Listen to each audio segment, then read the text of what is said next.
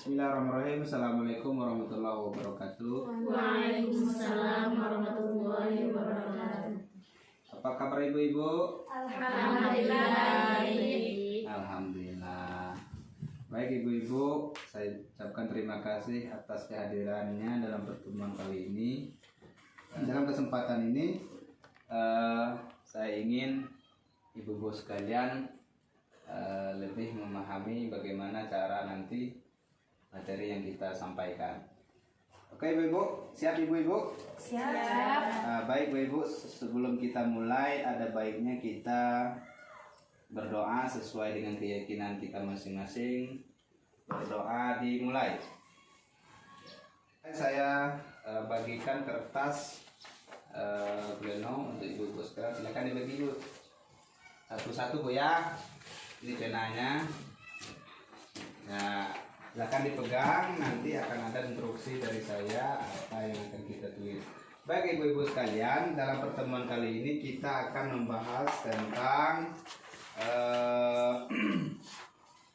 yaitu mendukung ibu hamil mengakses informasi dan layanan tepat. Nah, itu judul ataupun tema pembahasan kita pada hari ini. Apa tadi bu?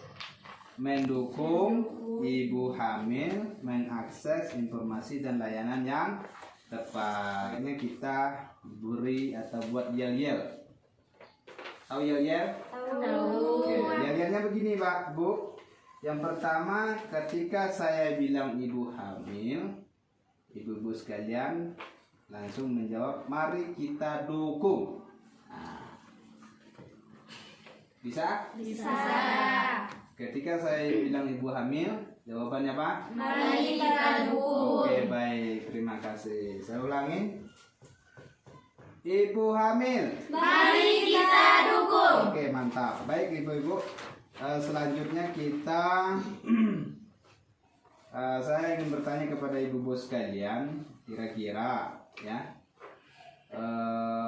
siapa yang ada di antara atau di dekat keluarganya yang hamil atau ada yang hamil? Ada yang hamil di sini? Tidak ada. Tidak. Ada keluarga yang hamil? Ada. Siapa? Ayo, Ibu Erlin. Ada keluarga yang hamil? Ada. Oke, saya akan membagi ibu-ibu sekalian menjadi dua kelompok. Silakan yang 4 orang ke sini, kelompok 1, yang 3 orang sini. Silakan dipisahkan kelompok 1 dan kelompok 2. Ya. Penanya ada tadi pena? Ada. Oke. Sekarang kita berdiskusi ya Bu Ibu ya. Satu, apa yang dilakukan ketika ada anggota keluarga yang sedang hamil.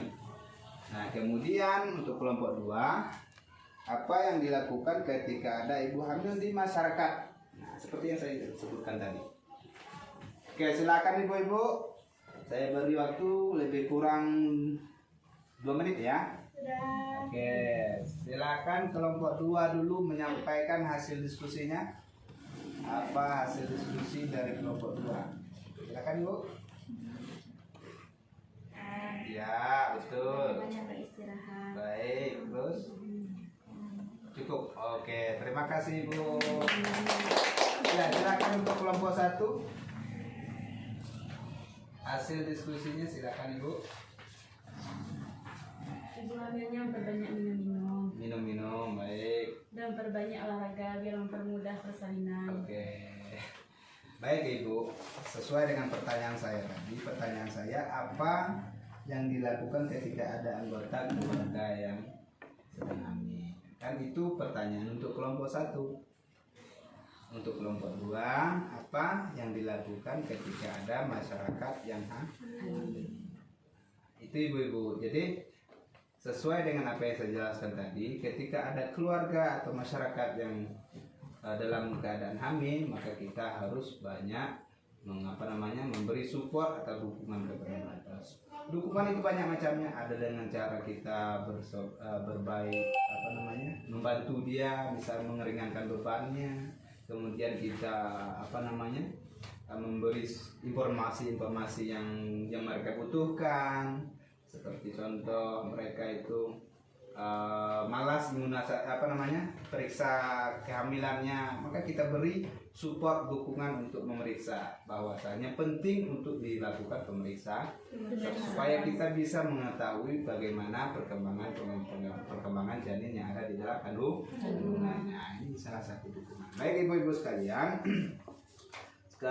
yang perlu kita ketahui di sini adalah keluarga dan masyarakat perlu memberikan dukungan kepada ibu hamil agar ibu merasa nyaman dengan kehamilan dan anak terlahir sehat, cerdas dan tidak stunting. Nah, itulah bentuk pentingnya daripada dukungan orang lain kepada ibu hamilnya ya. Bukan pertanyaan, pernyataan.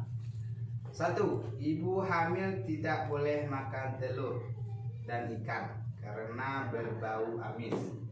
Oke? Jawabannya cuma 2. Oke, jawabannya cuma 2. Silakan yang jawab salah tunjuk tangan. Kok semua? Heran saya. Oke. Yang jawab salah tunjuk tangan. Oke. Salah semua ya? Ya. Baik, tidak ada yang jawab benar ya. Kemudian pernyataan yang kedua, ibu hamil tidak boleh banyak aktivitas untuk menghindari keguguran. Jawabannya salah atau benar? Yang jawab salah. Benar. Yang jawab salah. Yang jawab salah. Yang jawab benar. Oke. Ibu-ibu sekalian, ini pernyataan yang pertama salah atau benar? Pernyataan yang pertama tadi Bu, bahwa ibu hamil itu tidak boleh makan ikan atau telur karena berbau amis. Salah atau benar? Salah. Ya, salah ya. Salah. Ya, yang jawab salah tadi siapa? Semua ya. Silakan Ibu Yumi, apa alasan kenapa ibu pernyataan itu salah? Kira-kira menurut Ibu bagaimana? Karena memperbanyak makan telur itu bisa menggatalkan badan. Bisa menggatalkan badan. Oke, terima kasih Ibu. Oke, yang lain? Ibu Risti bisa bantu?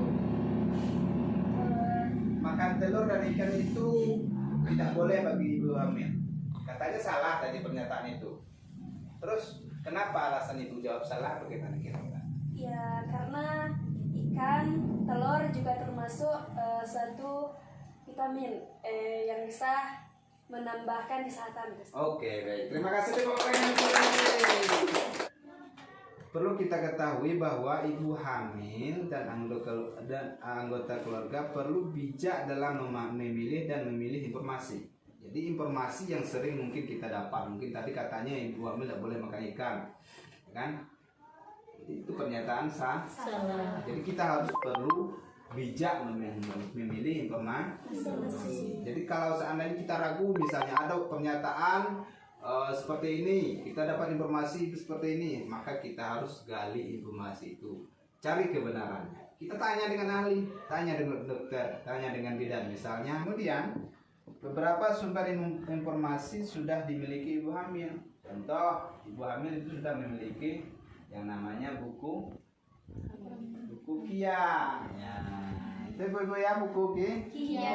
Ya, dalam buku KIA tersebut sudah banyak informasi-informasi bagaimana ketika kehamilan kita baru beranjak 2 minggu, 1 minggu dan seterusnya. Setelah itu bagaimana proses persalinan, dan semuanya itu di dalam buku KIA itu sudah ada. Artinya informasinya sudah ada di dalam buku KIA. Nah, kemudian untuk memastikan informasi tepat atau tidak, dapat bertanya pada saat mengikuti posyandu dan kelas ibu hamil. Nah, misalnya ketika kita imunisasi misalnya, atau ibu hamil datang ke posyandu, kita bisa mengakses informasi dari petugas posyandu. Kemudian ibu hamil dan keluarga dapat mencari informasi dari sumber yang terpercaya seperti pemerintah dan ahli. Nah, itu ibu-ibu sekalian. Ibu-ibu sekalian, sekarang saya minta untuk membuat tabel janji dirinya di dalam master plan atau dalam dalam kertas yang sudah saya bagikan tadi. Janji diri kita untuk untuk mendukung ibu hamil. Sudah ibu-ibu? Kalau sudah silakan dikumpul. Silakan dikumpul ibu-ibu. Dikumpul. Nah, baik ibu-ibu sekalian, sambil menulis janji diri nanti akan dikumpul dengan saya. Untuk hari ini saya rasa demikian pertemuan kita. Saya ucapkan terima kasih atas kehadirannya dan saya ingin berpesan kepada ibu-ibu sekalian bahwa marilah sama-sama kita selalu mendukung, memberi semangat dan support kepada orang yang sedang amin. Demikian akhir kata. Jika terdapat kesalahan saya mohon maaf dan terima kasih atas kehadirannya. Sekali lagi saya akhiri dengan Assalamualaikum warahmatullahi wabarakatuh. Waalaikumsalam warahmatullahi wabarakatuh.